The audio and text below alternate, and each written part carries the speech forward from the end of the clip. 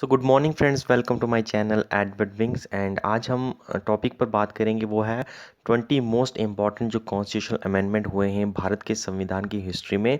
उसको आज हम डिस्कस करेंगे और देखेंगे कौन से 20 ऐसे सबसे इम्पॉर्टेंट कॉन्स्टिट्यूशनल अमेंडमेंट एक्ट हैं जो कि आप लोगों को आने वाले आपके जितने भी सेंट्रल लेवल के एग्ज़ाम हो या स्टेट लेवल के एग्ज़ाम हो, किसी भी स्टेट लेवल के एग्ज़ाम जो हैं जो इंडिया में होते हैं, वहाँ पर आपको ये जो कोई यहाँ से कोई ना कोई क्वेश्चन देखने को ज़रूर मिलता है। तो आपके हर एक एग्ज़ाम के लिए जो है ये टॉपिक इम्पॉर्टेंट होने वाला है। तो आइए स्टार्ट करते हैं। 2021 तक यानी आज तक कितने भी कॉन्स्टिट्यूशनल अमेंडमेंट जो हैं हुए हैं, उसमें से 20 इम्पॉर्टेंट जो हैं वो आज हम डिस्कस करेंगे। तो आइए स्टार्ट करते हैं वीडियो जल्दी से, जो हम 20 जो हैं कॉन्स्टिट्यूशनल अमेंडमेंट जो उन्हें देख लेंगे।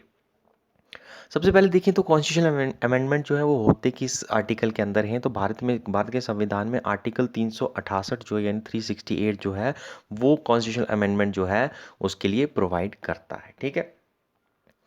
सबसे पहले अगर हम देखें मोस्ट इंपॉर्टेंट जो है वो है फर्स्ट अमेंडमेंट एक्ट जो कि 1951 में हुआ था। तो पहला अमेंडमेंट एक्ट जो कि 1951 में हुआ था वो किस चीज़ के रिलेटेड था? वो था inserting ninth schedule in the Indian constitution. आपको पता है जब भारत का संविधान बना तो 8 ही उसमें शेड्यूल थे। उसके बाद जो पहला संविधान संशोधन हुआ है, जो अमेंडमेंट हुआ है, उसके थ्रू नाइन्थ शेड्यूल जो है उसमें डाला गया। ये क्यों डाला गया था? इसमें क्या था कि सरकार ने ये नाइन्थ शेड्यूल इसलिए बनाया कि इसमें जो भी सरकार कानून बनाएगी और जो कानून इस शेड्यूल के अंदर रखा जाएगा उसके ऊपर जुडिशियल की कोई स्क्रूटनी वगैरह नहीं होगी। आल्दो बाद में सुप्रीम कोर्ट ने फैसला ज़रूर सुनाया कि कोई भी लॉ जो है अगर वो वायलेट करता है बेसिक स्ट्रक्चर ऑफ कॉन्स्टिट्यूशन को, तो वो चाहे नाइन्थ शेड्यूल में हो या ना हो, उसको जुडिशियल स्क्रूटनी जो है वो उसमें लाया जा सकता है। तो इनिशियली जो है मकसद सरकार का यही था कि कोई भी ऐसा कानून जो कि सरकार नहीं चाहती जुडिशियल रिव्यू जिस पर हो सके, उसको नाइन्थ शेड्यूल के अंदर डाल दो और नाइन्थ शेड्यूल के अंदर उसको जुडिशरी जो है वो चैलेंज नहीं कर सकती। उसके बाद दूसरे इंपॉर्टेंट कॉन्स्टिट्यूशनल अमेंडमेंट एक्ट की बात करें तो वो है seventh amendment act, seventh constitutional amendment act जो कि 1956 में हुआ था। और ये किस चीज़ के लिए हुआ था? तो ये था on account of reorganisation of state on linguistic basis. आपको पता है कि जब आज़ादी हुई तो काफ़ी देर तक जो है सरकार जो थी जवाहरलाल नेहरू की, उन्होंने रजिस्ट किया कि लिंग्विस्टिक बेसिस पर जो है स्टेट की डिवीजन ना हो। लेकिन काफ़ी आपको पता है वायलेंस वगैरह हुआ, काफ़ी लोग मरे भी थे एंड कुछ कांग्रेस के लीडर भी इस प्रोटेस्ट में मर गए। एंड उसके बाद मजबूरन जो है लिंग्विस्टिक स्टेट जो है वो बनानी पड़ी। एंड उसी के उपलक्ष्य में जो है ये सेवन्थ कॉन्स्टिट्यूशन अमेंडमेंट एक्ट 1956 में लाया गया। और याद रखिएगा सबसे पहली स्टेट जो कि लिंग्विस्टिक बेसिस पर जो डिवाइड हुई थी वो थी आपकी आंध्र प्रदेश। ठीक है, अरुणाचल प्रदेश नहीं है, आंध्र प्रदेश। उसके बाद थर्ड जो इम्पोर्टेंट एक्ट है हमारे लिए कॉन्स्टिट्यूशनल अमेंडमेंट एक्ट। ठीक है, CAA मतलब कॉन्स्टिट्यूशनल अमेंडमेंट एक्ट, वो है 14th कॉन्स्टिट्यूशनल अमेंडमेंट एक्ट जो कि 1962 में हुआ था। और ये किस चीज़ के रिलेटेड था? Puducherry was made a part of India under this act. ठीक है, तो पुडुचेरी जो है उसको, जो कि आज यूनियन टेरिटरी है, उसको भारत का हिस्सा बनाया गया 14th कॉन्स्टिट्यूशनल अमेंडमेंट एक्ट के थ्रू। ठीक है, 1962 में। और पुडुचेरी जो है ये याद रखिएगा ये फ्रेंच कॉलोनी थी। ठीक है, फ्रेंच के अंडर आती थी। और फ्रेंच पावर को याद रखिएगा कि फ्रेंच ऐसी पावर थी, ऐसी यूरोपियन पावर थी जो कि भारत में सबसे आखिर में आई और सबसे आखिर में ही भारत से वो गई। अब होता है 1947 में ब्रिटिशर्स जो हैं उन्होंने जो है आज़ादी दे दी थी, लेकिन फ्रेंच जो थे वो अभी भी जो है यहाँ पर मौजूद थे। और 1962 में जाकर उन्होंने पुडुचेरी जो है वो भारत को सौंप कर वो वहाँ से निकल गए। ठीक है, तो 14 कॉन्स्टिट्यूशनल अमेंडमेंट एक्ट को भी याद रखिएगा। उसके बाद जो चौथा इंपॉर्टेंट कॉन्स्टिट्यूशनल अमेंडमेंट एक्ट है वो है 21st कॉन्स्टिट्यूशनल अमेंडमेंट एक्ट जो कि 1967 में हुआ। एंड इसके द्वारा क्या किया गया? Sindhi was made the 15th official language. तो आपको पता है जब भारत का संविधान बना तो 14 ऑफिशियल लैंग्वेज ही तभी जो है उसमें थी। उसके बाद जो 15वीं लैंग्वेज, सबसे पहले ये भी रखिएगा 15वीं लैंग्वेज कौन सी जो है, पहली लैंग्वेज जो कि संविधान बनने के बाद ऐड की गई, तो वो तो सिंधी लैंग्वेज। और सिंधी लैंग्वेज कौन से कॉन्स्टिट्यूशनल अमेंडमेंट एक्ट के थ्रू जो है इंसर्ट की गई? वो था 21st कॉन्स्टिट्यूशनल अमेंडमेंट एक्ट। ठीक है, और आज मौजूदा अगर आप देखोगे तो टोटल जो है 22 ऑफिशियल लैंग्वेजेस जो हैं वो भारत के संविधान में हैं। ठीक है, उसके बाद पांचवा जो कॉन्स्टिट्यूशनल अमेंडमेंट एक्ट जो हमारे लिए जरूरी है वो है 31st कॉन्स्टिट्यूशनल अमेंडमेंट एक्ट जो कि 1973 में लाया गया। एंड इसके द्वारा क्या किया गया? लोकसभा की सीटें जो है 1973 तक अगर आप देखोगे इस अमेंडमेंट के आने से पहले वो 525 इलेक्टेड सीटें होती थी उसको बढ़ाकर 545 कर दिया गया। मौजूदा दौर में भी 545 ही हैं। और दूसरी है अपर लिमिट जो थी, मैक्सिमम सीट कितनी हो सकती हैं लोकसभा में, वो भी पहले 525 थी, उसको बढ़ाकर जो है वो 550 कर दिया गया। ठीक है, और आज ये दोनों लिमिट आज भी सेम की सेम ही है। उसके बाद जो छठा कॉन्स्टिट्यूशनल अमेंडमेंट एक्ट जो हमारे लिए इंपॉर्टेंट है वो है 47th कॉन्स्टिट्यूशनल अमेंडमेंट एक्ट, जो कि 1976 में हुआ। और इसे याद रखिएगा, इसे मिनी कॉन्स्टिट्यूशन भी कहा जाता है। ठीक है, आपसे पूछे कि मिनी कॉन्स्टिट्यूशन किसको कहा जाता है, तो वो है 47th कॉन्स्टिट्यूशनल अमेंडमेंट एक्ट, क्योंकि इसमें काफ़ी सारे चेंजेस जो हैं भारत के संविधान में लाए गए। सबसे पहले तो इसमें जो है सुप्रीमेसी ऑफ पार्लियामेंट जो है, यानी एक टक्कर होगी कि गवर्नमेंट सुप्रीम है या पार्लियामेंट सुप्रीम है। अब पार्लियामेंट में भी आप कहोगे गवर्नमेंट भी होती है, लेकिन पार्लियामेंट में ऑपोजिशन के भी लीडर्स जो रहते हैं, यानी कोई भी बिल बनाना है तो सबकी सहमति से ही बनता है। और अगर गवर्नमेंट की बात करोगे तो सिर्फ कैबिनेट ही है जो कि फुली जो है गवर्नमेंट के कंट्रोल में ही होती है।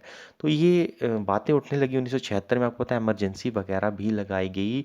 गवर्नमेंट अपने आप को काफ़ी सुप्रीम मानने लगी थी जब इंदिरा गांधी की गवर्नमेंट थी। तो जब इमरजेंसी हटी उसके बाद जो है ये कॉन्स्टिट्यूशनल अमेंडमेंट एक्ट के थ्रू ये डाला गया कि पार्लियामेंट जो है वो सुप्रीम रहेगी, यानी गवर्नमेंट खुद कैबिनेट फैसला कोई नहीं करेगी, जो भी फैसला होगा अब पार्लियामेंट मिलकर करेगी, वही फैसला जो है वो माना जाएगा। तो गवर्नमेंट के ऊपर जो है सुप्रीम माना गया पार्लियामेंट को इस अमेंडमेंट एक्ट के अंदर। उसके बाद प्राइमेसी ऑफ डीपीएसपी यानी directive principle of state policies over fundamental rights. तो इस कॉन्स्टिट्यूशनल अमेंडमेंट एक्ट के थ्रू ये भी कहा गया कि फंडामेंटल राइट्स से ज़्यादा अगर कोई महत्व रखता है तो वो है आपकी डायरेक्टिव प्रिंसिपल्स। ठीक है, यानी स्टेट को क्या काम करना है गवर्नमेंट की तरफ, जनता की तरफ, वो ज़्यादा मायने रखता है as compared to fundamental rights. उसके बाद हैं 10 फंडामेंटल ड्यूटीज़ जो हैं। आपको पता है पहले फंडामेंटल ड्यूटीज़ जो हैं वो इसमें नहीं होती थी। स्वर्ण सिंह कमेटी जो है उसको बिठाया गया था कि आप बताइए कि फंडामेंटल ड्यूटीज़ वगैरह होनी चाहिए या नहीं होनी चाहिए। तो उन्होंने रिकमेंड किया कि हाँ फंडामेंटल ड्यूटीज़ होनी चाहिए। और 10 फंडामेंटल ड्यूटीज़ जो हैं वो इस कॉन्स्टिट्यूशनल अमेंडमेंट एक्ट के थ्रू जो है फिर भारत के संविधान में ऐड करी गई। ठीक है, 11वीं भी है, आज टोटल 11 हैं। जो 11th है वो 86 कॉन्स्टिट्यूशनल अमेंडमेंट एक्ट के थ्रू ऐड की गई थी, वो हम आगे देखेंगे अभी। ठीक है, उसके बाद एक और जो मेन चीज़ यहाँ पर हुई कि 3 नए वर्ड हमारे संविधान में डाले गए, सोशलिस्ट, सेक्युलर एंड इंटीग्रिटी। ठीक है, कहाँ डाले गए, ये हमारे प्रेम्बल जो है कॉन्स्टिट्यूशन का उसके अंदर डाले गए। पहले तो ये 3 वर्ड जो हैं वो यहाँ पर नहीं होते थे, इनको जो है फिर 47 कॉन्स्टिट्यूशनल अमेंडमेंट एक्ट के थ्रू जो है संविधान में डाला गया। उसके बाद जो 7th कॉन्स्टिट्यूशनल अमेंडमेंट एक्ट जो हमारे लिए इंपॉर्टेंट है वो है 44th कॉन्स्टिट्यूशनल अमेंडमेंट एक्ट, जो कि 1978 में हुआ। ठीक है, इसमें क्या हुआ कि आपको पता है कि रिलैक्सेशन नहीं थी इमरजेंसी, जैसा कि हमने डिस्कस किया 1975 में इमरजेंसी जो है वो ख़त्म हुई किसी न किसी तरीके से। और उसके बाद क्या हुआ कि लोकसभा की ड्यूरेशन जो है वो कहीं ना कहीं तत्काल जो है उसको डिस्टरबेंस वगैरह हो गई थी, उसकी ड्यूरेशन जो है वो कहीं ना कहीं डिस्टर्ब हो गई थी। तो उस नॉर्मल ड्यूरेशन जो थी लोकसभा की हो या स्टेट लेजिस्लेटिव असेंबली की, उसको 5 साल जो नॉर्मल उसका ड्यूरेशन होता था उसको रिस्टोर किया गया। ठीक है, उसके बाद राइट टू प्रॉपर्टी जो है वो डिलीट किया गया। आपको पता फंडामेंटल राइट होता था पहले राइट टू प्रॉपर्टी, तो उसको जो है 44th कॉन्स्टिट्यूशनल अमेंडमेंट एक्ट के थ्रू डिलीट किया गया और अब उसे जो है एक जनरल राइट जो है वो बनाया गया। उसके बाद आखिरी था वो था limit power of government to proclaim internal emergency. तो यही बात है कि कैबिनेट ने इंटरनल इमरजेंसी जो है डिक्लेयर कर दी थी। और इस अमेंडमेंट एक्ट के थ्रू ये कहा गया कि अब इंटरनल इमरजेंसी को डिक्लेयर करने की पावर जो है गवर्नमेंट की वो काफ़ी लिमिटेड रहेगी, ताकि आने वाले टाइम में फिर से जो है मिसयूज़ ना हो सके इस आर्टिकल का। तो पहले जो था इंटरनल इमरजेंसी जो है उसके नाम पर आप कुछ भी कह के इमरजेंसी डिक्लेयर कर सकते थे, लेकिन इसमें कहा गया कि अब इंटरनल इमरजेंसी के बदले जो है आर्म्ड रेबिलियन नाम से जो है चीज़ ऐड की गई। यानी सिर्फ अगर आपकी आर्मी जो है वो विरोध करना शुरू हो जाए तभी उसी केस में आप इंटरनल इमरजेंसी के अंदर इमरजेंसी डिक्लेयर कर सकते हो। बाकी कोई चीज़ छोटी मोटी से आप इंटरनल इमरजेंसी डिक्लेयर नहीं कर सकते। ठीक है, तो यही बात है कि इंटरनल इमरजेंसी को आर्मड रेबिलियन वर्ड में कन्वर्ट कर दिया गया। उसके बाद जो आठवां इम्पॉर्टेंट है वो है 57th कॉन्स्टिट्यूशनल अमेंडमेंट एक्ट जो कि 1985 में हुआ। एंड इसके द्वारा जो है 10th शेड्यूल जो है एंटी डिफेक्शन का दल बदलू जो है लोग एक पार्टी से दूसरी पार्टी में जो लोग चले जाते थे उसको रोकने के लिए जो लॉ लाया गया था, जो कानून लाया गया था वो था एंटी डिफेक्शन लॉ। एंड उसको कौन से शेड्यूल में रखा गया, तो 10th शेड्यूल में। और 10th शेड्यूल जो है वो आपका 57th कॉन्स्टिट्यूशनल अमेंडमेंट एक्ट के थ्रू जो है वो इंसर्ट किया गया, जो कि 1985 में हुआ। उसके बाद नौवां जो इम्पोर्टेंट है वो है 56 कॉन्स्टिट्यूशनल अमेंडमेंट एक्ट जो कि 1987 में हुआ। इसमें क्या किया गया, इसमें क्या किया गया कि हिंदी वर्जन जो है कॉन्स्टिट्यूशन का एक्सेप्टेड फॉर ऑल पर्पसेस। तो आपको पता है हिंदी वर्जन जो है कॉन्स्टिट्यूशन का वो भी आपको मिलता है, ऐसे ओरिजिनली जो है इंग्लिश लिखा गया है उसको हिंदी में जब कन्वर्ट किया गया तो वो संविधान जो था वो कई जगह पर एक्सेप्ट नहीं करते थे लोग, कईयों को हिंदी नहीं आती थी। आपको पता है साउदर्न स्टेट में भी अगर आप देखो तो काफ़ी जगह लोगों को हिंदी नहीं आती। लेकिन इस अमेंडमेंट एक्ट के थ्रू ये कहा गया कि जो हिंदी वर्जन है कॉन्स्टिट्यूशन का वो हर पर्पस के लिए एक्सेप्ट जो है वो अब होना चाहिए। ठीक है, किसी को नहीं आती है तो सीखिए फिर। उसके बाद 10वां जो कॉन्स्टिट्यूशन अमेंडमेंट एक्ट हमारे लिए ज़रूरी है वो है 61st कॉन्स्टिट्यूशन अमेंडमेंट एक्ट 1989 का। इसके द्वारा क्या किया गया कि पहले वोटिंग एज जो है मिनिमम वोटिंग एज वो 21 साल होती थी, यानी 21 साल से ऊपर का बंदा ही जो है वोट दे पाता था। अब जो है इसको घटाकर 18 साल कर दिया गया 61st कॉन्स्टिट्यूशन अमेंडमेंट एक्ट के थ्रू, और आज भी जो है ये 18 साल ही है। उसके बाद 11वां जो हमारे लिए ज़रूरी है वो है 73rd कॉन्स्टिट्यूशन अमेंडमेंट एक्ट 1993 का है। इसमें जो है पंचायती राज इंस्टीट्यूशन जो है वो डाले गए। ठीक है, पंचायती राज इंस्टीट्यूशन डाला गया है। आर्टिकल 9 भी इसके पार्ट 9 डाला गया है, और शेड्यूल 11 जो है वो इसके थ्रू डाला गया। ठीक है, एंड इसी के साथ साथ अगर आप देखें तो 74 कॉन्स्टिट्यूशन अमेंडमेंट एक्ट जो है वो म्यूनसिपैलिटीज़ के लिए था। एंड आर्ट पार्ट जो डाला गया था वो था 9th ए पार्ट, और शेड्यूल जो है कौन सा डाला गया वो था 12th शेड्यूल। ठीक है, 74 कॉन्स्टिट्यूशन अमेंडमेंट एक्ट 1993 का म्यूनसिपैलिटीज़ के लिए। उसके बाद 13वां जो हमारे लिए ज़रूरी है वो है 86 कॉन्स्टिट्यूशन अमेंडमेंट एक्ट। जैसा कि मैंने पहले भी बताया आपको, फंडामेंटल राइट्स जो हैं वो डाले गए थे 47th कॉन्स्टिट्यूशन अमेंडमेंट एक्ट के अंदर। उसमें जो है 10 फंडामेंटल राइट जो है पहले डाले गए थे। 11th फंडामेंटल राइट जो है राइट टू एजुकेशन, इसको फंडामेंटल राइट जो है वो बनाया गया है आर्टिकल 21 ए के अंदर। सॉरी, फंडामेंटल ड्यूटीज़ जो हैं ये डाली गई थी, लेकिन राइट टू एजुकेशन जो है आर्टिकल 21 ए के अंदर भी डाला गया, उसको 11वीं फंडामेंटल ड्यूटी के तौर पर भी ऐड किया गया कॉन्स्टिट्यूशन में। और वो किसके थ्रू किया गया, कौन से अमेंडमेंट के थ्रू, तो 86 कॉन्स्टिट्यूशन अमेंडमेंट एक्ट 2002 का। उसके बाद 14वां जो है इम्पॉर्टेंट हमारे लिए है वो है 97 कॉन्स्टिट्यूशन अमेंडमेंट एक्ट 2012 का जो है। इसमें है कोऑपरेटिव सोसाइटीज़ वर्ड जो है उसे इंसर्ट किया गया कि कोऑपरेटिव सोसाइटीज़ जो है इनको कॉन्स्टिट्यूशन का दर्जा इनको कॉन्स्टिट्यूशनल दर्जा जो है वो दिया जाए। अब इन्हें संविधान के थ्रू जो है वो मैनेज किया जाएगा, सेंटर को भी पावर दे दी गई। तो आपको पता होगा रिसेंटली जो है इसके काफ़ी सारी चीज़ें जो हैं इसको वो अनकॉन्स्टिट्यूशनल डिक्लेयर कर दिया गया है। तो सारा जो है ये अमेंडमेंट एक्ट जो है वह पूरा लागू नहीं रहता है, ऑल्दो ख़त्म भी नहीं हुआ है। काफ़ी सारे हिस्से इसके अनवैलिड कर दिए गए हैं, लेकिन कुछ हिस्से जो हैं वो अभी भी इसके जो हैं वो वैलिड हैं। ठीक है, इसके ऊपर भी हमने वीडियो बनाई है, आप प्लेलिस्ट में जाकर देख सकते हैं। ठीक है, उसके बाद जो रिसेंट जो हुए हैं 2021 तक जितने भी हुए हैं, आपको पता है अभी तक जो है 105 कॉन्स्टिट्यूशनल अमेंडमेंट एक्ट जो हैं वो हो चुके हैं। तो 100 से लेके 105 क्योंकि रिसेंट हैं, इन सबको अब हम डिस्कस करेंगे वन बाय वन। तो सबसे पहले अगर हम 100th कॉन्स्टिट्यूशनल अमेंडमेंट एक्ट जो है अगर आप देखोगे वो किसके रिलेटेड था, वो था एनक्लेव एक्सचेंज जो हुई थी भारत और बांग्लादेश के बीच में। तो आपको पता है जब आज़ादी हुई उसके बाद 1972 की जंग हुई, पाकिस्तान ईस्ट पाकिस्तान को आज़ाद करवाया गया, बांग्लादेश बनाया गया। तो कुछ हिस्से बांग्लादेश के छोटे छोटे आइलैंड्स हमारे भारत के हिस्से में रह गए, उसे एनक्लेव कहा गया, और कुछ भारत के भी बांग्लादेश में रह गए। तो वहाँ पर जो लोग हैं वो काफ़ी डिस्टर्ब थे, उन्होंने डिमांड रखी कि हमें जो है किसी तरह से मैनेज किया जाए, और बाद में फिर एग्रीमेंट होता है भारत और बांग्लादेश के बीच, और वो जो एनक्लेव हैं जो कि इधर की टेरिटरी के उधर रह गए हैं उनको एक्सचेंज किया जाता है। तो कौन से आर्टिकल के अंदर, कौन से कॉन्स्टिट्यूशनल अमेंडमेंट एक्ट के अंदर उनको एक्सचेंज किया जाता है, तो वो है 100th कॉन्स्टिट्यूशनल अमेंडमेंट एक्ट। ठीक है, ये क्वेश्चन जो है रिसेंटली एग्ज़ाम में भी आया था, आई थिंक ईपीएफओ का एग्ज़ाम था उसमें जो आया वो था, आई थिंक देखने को मिलेगा। ठीक है, उसके बाद 16वां जो हमारे लिए इंपॉर्टेंट है वो है 101st कॉन्स्टिट्यूशन अमेंडमेंट एक्ट, और ये था जीएसटी के रिलेटेड, ठीक है।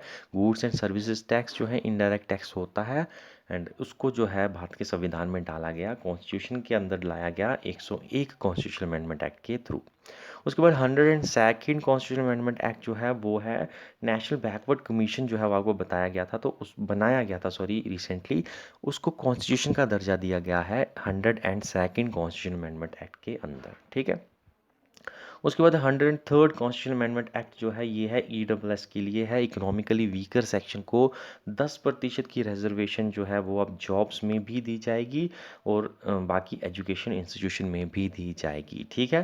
तो 103rd कॉन्स्टिट्यूशन अमेंडमेंट एक्ट इसके लिए था।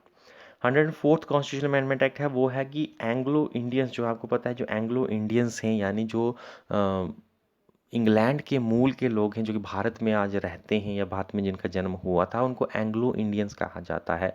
तो पहले होता था कि लोकसभा में जो है 2 एंग्लो इंडियंस जो हैं उनको नॉमिनेट किया जाता था प्रेसिडेंट की तरफ से, और लेजिस्लेटिव असेंबली में भी अगर गवर्नर चाहे तो वो एक एंग्लो इंडियन को नॉमिनेट कर सकता था हर एक स्टेट की।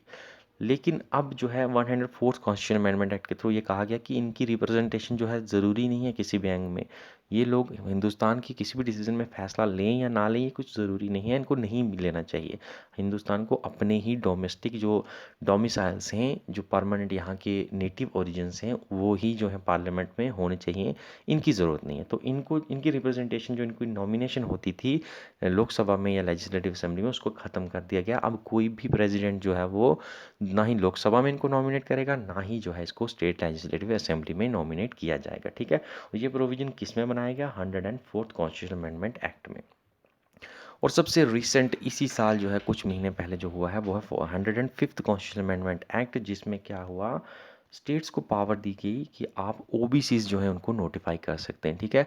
जो बैकवर्ड क्लासेस हैं, socially and educationally backward classes होती हैं, पहले इनको नोटिफाई करने का हक सिर्फ प्रेसिडेंट के पास होता था, या सेंटर के पास होता था। अब जो है ये हक जो है वो स्टेट्स को भी दे दिया गया, ठीक है। तो किस अमेंडमेंट एक्ट के अंडर दिया गया है? वो है 105th कॉन्स्टिट्यूशन अमेंडमेंट एक्ट। और ये आखिरी कॉन्स्टिट्यूशन अमेंडमेंट एक्ट है जो कि प्रेसिडेंट के द्वारा अप्रूव कर दिया गया है। इसके बाद जो है बिल्स काफ़ी अभी तक जो हैं वो पार्लियामेंट में टेबल किए गए हैं, लेकिन जब तक प्रेसिडेंट की एसेंट नहीं मिलती, आपको पता है कोई भी बिल जो है वो एक्ट नहीं बन पाता, ठीक है। तो ये 20 इंपॉर्टेंट कॉन्स्टिट्यूशन अमेंडमेंट एक्ट थे। आई होप काफ़ी सारे पेपर जो हैं इसमें पहले भी क्वेश्चन इनमें से आए हैं, आ भी रहे हैं, और आगे भी जो है वो आते रहेंगे। तो आपके लिए जो है ये वीडियो कुछ ना कुछ हेल्पफुल ज़रूर होगी, ठीक है। तो आज की वीडियो में इतना ही है, बन रहेगा हमारे चैनल के साथ, देखते रहिए एडवर्ड विंग्स।